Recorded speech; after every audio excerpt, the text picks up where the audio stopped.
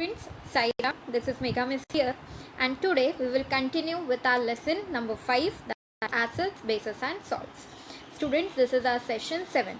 Now in session 6, if you remember, we studied about electrolysis. Yes, we saw that yes, some of the ionic compounds, they dissociate into their ions when the electricity is passed through them. Okay, you saw an experiment where we took copper sulfate, and copper sulfate got distributed into its ions as copper and sulfate ions. Okay, students. So after that we also saw that yes, water, pure water, yes, is it a good conductor or bad conductor, students? Yes, pure water is a bad conductor of electricity, but when you add some of the minerals and all to the water, then it becomes a conductor of electricity. Okay, students, but pure water without any of the impurities or without any of the salts, dissolved salts, it is a bad conductor of electricity. Okay, students, so we'll continue today's part with that water only. We are going to see the electrolysis of water. Okay, now as I told you, this is not a pure water. Okay, now what is our activity? Dissolve 2 grams salt. See here, I am dissolving the salt in my water. Okay, so dissolve 2 grams salt in 500 ml pure water. Now it has not remained pure when I am adding the salt, right? Take 250 ml of this solution in a 500 ml capacity beaker. So here you can see this is my beaker, and in that beaker I have taken the salt water. Okay, then what I have to do, connect two electrical wires to the positive and negative terminals of the that is a power supply. Remove the insulating cladding from about 2 centimeter portion at the two ends of the wire. You know, we remove the cladding. Okay, these are the two electrodes. So here I am going to see positive and negative. You can see these are acting as our electrodes. Okay, students, I hope this part is clear to you. We'll move to the next. Okay, we'll just see. Yes, now what is happening? Fill 2 test tubes up to the brim with the prepared dilute salt solution. So see, you can see I have filled the 2 test tubes up to the brim. Okay, up to the whole test tubes I'll going to fill it with the prepared dilute salt solution. Invert them on the electrodes. Can you see I have inverted them on the electrodes? See, these are my electrodes. So negative electrode and positive electrode, you can see. Okay, without allowing any air to enter. You will not allow any air to enter. Start the electric current under 6 volt potential difference from the power supply. Okay, observe what happens in the test tubes after some time. After some time we will see what is happening. Okay, we'll just check. Yes, now what is happening, students? It is found in the above activity that the volume of gas formed near the cathode is double that of the gas formed near the anode. Okay, so some gas is formed, student, and that gas, okay, formed near the cathode. Okay, what is formed near the cathode is double the gas what is formed near the anode. Scientists have shown that hydrogen gas is formed near the cathode. Which students will form which gas? Hydrogen gas. You know, water means H2O, so you will be having hydrogen gas and oxygen gas. Yes, and oxygen gas is near the anode. Okay, from this it is clear that electrolysis of water has taken place and its constituent elements have been released. What are their constituent elements? Hydrogen and oxygen are the constituent elements, right? Of whom? Of water. Okay, the concerned electrode reactions are as follows. We will see what are the reactions. Okay, cathode reaction, you can see what it is shown, student, H2O. Okay, 2H2O is written, nothing but this is the balancing. That concept you will be studying in 10th standard. You just remember as it is, you learn the reaction. Okay, 2H2O liquid plus 2 electrons will give you H2 gas and 2 OH minus ions. Okay, you know H plus ions and OH minus ions. Then anode reaction, what will happen, students? You can see here 2H2O, that is the liquid. It will break down into O2 gas plus 4 H plus ions and 4 electrons. Okay, students, free electrons will be there. Did you understand? Okay, so both this anode and cathode reaction you have to remember. Okay, now we will move to the next part. So now that was the last part, students, of our chapter, that was electrolysis of water. Okay, there we have completed with our lesson. I hope you understood all the concepts what I have taught you. Please go through it properly. Okay, now I am going to teach you, this is the exercise question where this is a type of the sums. Okay, so we'll start with that. So first, this is the question in your text only. Write down the concentration of each of the following solutions in gram per liquid and mole per liquid. Okay, now here D is the homework, means this D question you are going to do it as homework. Okay, A, B and C I will solve it now here in the presentation and I will show you. Okay, same way you will solve this D question, and I want you to solve all the sums in your science A notebook. Okay students, now we will see, we'll start. Okay, see here I have solved it. I hope you will copy down this in your notebooks. Okay, now the first one is 7.3 grams HCl in 100 ml solution. Okay, so now for first what you will write, given as usual. So what is the mass of HCl given to you? 7.3 grams. Volume of solution is given to you 100 ml. So we have to convert 100 ml into liters because you have to find in grams per liter. Okay, so it will become 0.1 liter. Okay, to find what we have to find, students, concentration in grams per liter and moles per liter. Okay, I hope you understood this part. Now what is our solution? First formula which you are going to remember, concentration in grams per liter is equal to mass of solute in grams. What is our solute here, students? HCl. Okay, upon volume of solution in liter. Okay, I hope you understood this formula. Now you know mass of the solute is given to you HCl. Yes, 7.3. Volume of solution is there. Yes. What is the value, students? See here, 0.1 liter you have calculated. Okay, so we'll just do the division. Can you see I have done the division? 7.3 divided by 0.1. Answer will be 73 grams per liter. Okay students, so now we got the concentration in grams per liter. Now what is remaining, students? Moles per liter. Okay, so we'll do for that. Now for that what we have to calculate first, molecular mass. Okay, why we need molecular mass? Because moles per liter we have to calculate. Moles per liter means you have to calculate this molarity. Okay, what is the formula, students, for molarity? Is number of moles of solute upon volume of solution. Okay, now from this, do you know number of moles? No, it is not given to you. Volume of solution is given. So to find number of moles, what is our formula, students? Number of moles is equal to mass of the substance in grams upon molecular mass of that substance. Understood? So we have to calculate the molecular mass. Okay, because we are going to need it in the finding of the number of moles. Okay, so molecular mass of HCl, I hope you know how to find the molecular mass. It came up to 36.5. Okay, so now what I have to do? I have to calculate the number of moles. So what is the student's formula? Mass of a substance in grams, mass you know, upon molecular mass which you calculated now. So 7.3 upon 36.5. Okay, what is the number of moles, student? 0.2 moles. Okay, I hope you understood this. We calculated molecular mass as we needed molecular mass to find number of moles. Okay, so molarity formula, as I told you, it will be number of moles of the solute upon volume of solution.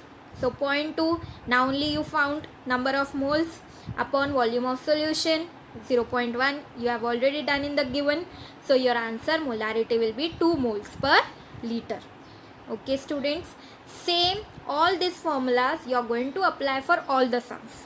Okay, I hope the first sum is clear to you. Shall we start with the second? Okay, see here. Now this is your second sum. 2 grams NaOH in 50 ml solution, not 500, sorry students, it's 50 ml solution. Okay, given mass of NaOH, how much it is given, students? 2 grams. Okay, so 2 grams. Volume of solution 50 ml is given to you, so it will become 0.2 okay, 0.5 liter. Okay, again to find same concentration in grams per liter and moles per liter. Moles per liter means molarity you have to find. Okay, now concentration in grams per liter, as I told you, same formula we are going to apply. Mass of the solute in grams upon volume of solution. So 2 is the mass given to you upon 0.05, the volume which you have done. Okay, conversion. So it will be 40 grams per liter. Okay, now molecular mass we have to calculate now of NaOH. When you, I'm not explaining you because I hope all of you now know how to find the molecular mass. So our molecular mass of NaOH is now 40. Okay, then number of moles of NaOH we have to calculate. It will be mass of NaOH in grams upon molecular mass of NaOH. Okay, so what it will be? 2 upon 40. Okay, so answer will be 0.05 moles. Okay students, I hope you understood this. Molecular mass is this 40 and 2 is already given the mass in the question. Okay, and how we have done molecular mass, I hope you remember. 1 here, sodium is 23. Yes, how many atoms? 1 atom, so 23 into 1.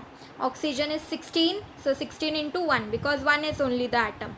Hydrogen 1 into 1 because 1 hydrogen is only there. When you add it up, it becomes 40. Okay, now what we have to find? Molarity. Number of moles, how much we got? 0.05 upon volume of solution also is 0.05. So answer is 1 mole per liter. Okay students, I hope you are understanding this. Okay, we'll continue the next one now. Okay, 3 grams of CH3COOH, that is acetic acid, okay, in 100 ml solution. So 3 grams is the mass, so we'll write in the given mass is 3 grams. Volume of the solution is 100 ml, it will become 0.1 liter. Okay, to find same concentration in grams per liter and moles per liter. Now concentration in grams per liter, same formula students. I know when you will solve this, it will be easier for you. Okay, mass of the solute in grams upon volume of solution. So 3 upon 0.1, it will become 30 grams per liter. Okay, then molecular mass of CH3COOH. Now C, carbon is 12. So first, how many atoms you have in CH3?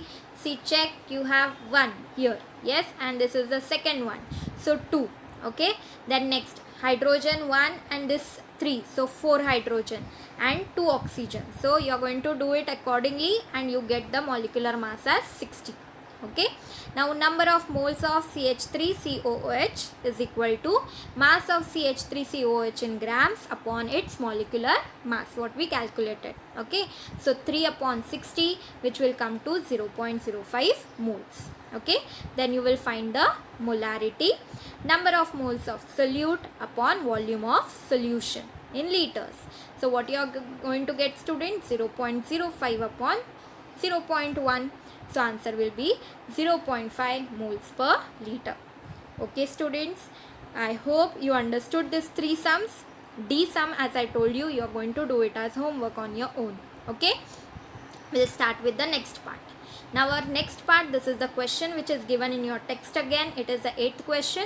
Write the chemical equations for the following activities. Okay, these are the 5 reactions which we have to write. Now starting with first one is NaOH solution was added to HCl solution. Okay students, so see here the A1, NaOH solution was added to HCl solution. So HCl plus NaOH gives you NaCl plus H2O. Can you see, this is my hydrochloric acid added to sodium hydroxide. I am going to get sodium chloride plus water. Now students, is this a neutralization reaction? Yes, it's an example of neutralization reaction. Okay, remember, whenever you are writing a reaction, it should be in this way how I have written, and you are going to write the names of the compounds below. Okay, next B part is zinc dust was added to dilute H2SO4. This question. Okay, what we have to take? Zinc, Zn, it is added to H2SO4, that is sulfuric acid, gives you zinc sulfate, that is ZnSO4 plus H2, that is hydrogen gas. As it is a gas, I have shown a upward arrow. Okay students, if it is forming a precipitate, we put a downward arrow.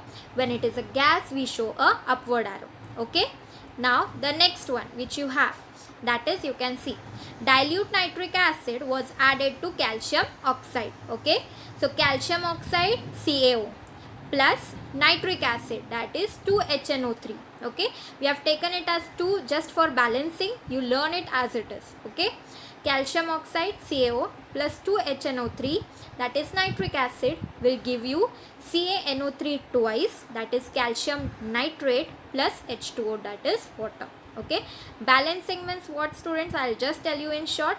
Means number of atoms which are present in the reactants, they should, these are the reactants, right? They should be equal to the number of atoms of each whatever. Like for calcium, here is 1, here also you can see 1 calcium is only there. So like this, the atoms of the elements should be same on both the sides, in the reactant side also and in the product side also. Okay, so we balance the chemical reaction. Now this balancing you don't have this year, but you are going to study it in detail in your 10th standard. Okay students, yes, just remember balancing is nothing but we are just what you can say, both these sides, that is the reactant side and the product side, we are making equal number of atoms of that particular elements. Okay, now the next one we will see, that is carbon dioxide gas was passed through KOH solution. KOH is potassium hydroxide.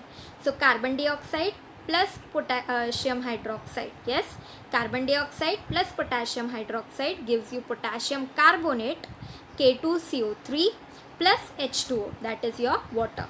Okay, next dilute HCl was passed or poured on baking soda. So NaHCO3 is your sodium bicarbonate, that is baking soda. Okay, plus HCl, that is hydrochloric acid, gives you students NaCl, that is sodium chloride, plus H2O, that is your water, plus CO2, that is your carbon dioxide gas. It's a gas, so I have shown a upward arrow. Okay students, so all these reactions also you are going to write it in your notebook. Okay, I hope today's part you have been understood. The sums also what we have solved, they are not sums but they are just a calculation of the concentrations. Okay, so I won't say it is a sum basically, but they are the calculations of your concentrations of the solutions. Okay, so please solve all these things in your notebook, in your science notebook what you have made. Okay students, I hope you have understood this lesson. Today I have completed with our lesson number 5, that is acid, bases and salts. Okay, whatever part I told you, that do you know, some activities which I have not taken, they have been omitted from your syllabus this year, so you don't have to study them. Okay students, we'll meet in the next presentation with a new lesson. Okay, thank you. Sai Ram.